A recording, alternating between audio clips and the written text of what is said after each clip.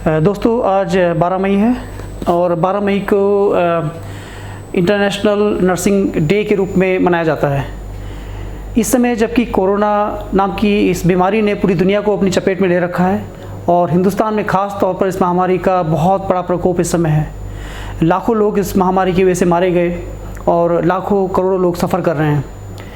ऐसे में जो चिकित्सा व्यवस्था है चरमरा रही है और डॉक्टर्स पे, हेल्थ केयर वर्कर्स पे और नर्सेस पे बहुत बड़ा जोर है।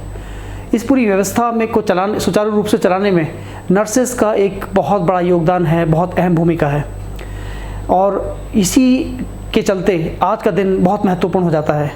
आज से ठीक 200 साल पहले 1820 में इंग्लैंड में फ्लोरेंस नाइटिंगेल नाम की एक महिला ने जन्म लिया था और वो महिला अपनी अटूट शिद्दत के चलते, अपनी निष्ठा के चलते, अपनी सेवा भाव के चलते दुनिया की बेस्ट नर्स कहलाई।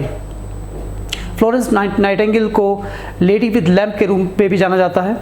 ये नाम उनको इसलिए दिया गया कि जिस वक्त जो वर्ल्ड वॉर हुई, वर्ल्ड वॉर के टाइम पे वो जो वुंडेड सोल्जर्स थे, जो सैनिक थे, घायल सैनिक थे, उनकी सेवा में जब रात को जाती थी वो तो अपने साथ हमेशा एक छोटा सा लैम्प कैरी करती थी वो, ताकि वो सोल्जर्स को देख सके, उनके घावों को भर सके।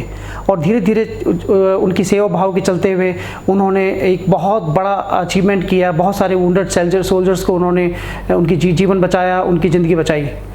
दोस्तों, फ्लोरेंस नाइटिंगेल का एक बहुत बड़ा और कंट्रीब्यूशन भी है दुनिया के लिए, जो कि आज कोरोना के टाइम पे बहुत रेलेवेंट हो जाता है, जो कि है कि हाथ धोना।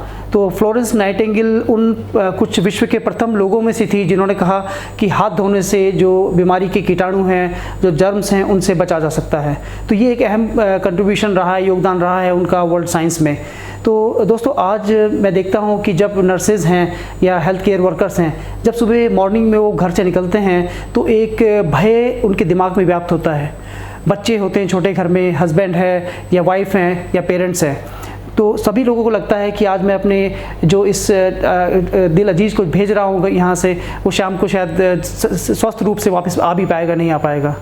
और इसी तरीके से जो नर्सेज़ हैं उनके दिमाग में भी, हेल्थ केयर वर्कर्स के दिमाग में भी एक भय रहता है, क्योंकि वो डायरेक्ट कांटेक्ट में आते हैं कोरोना पेशेंट्स के।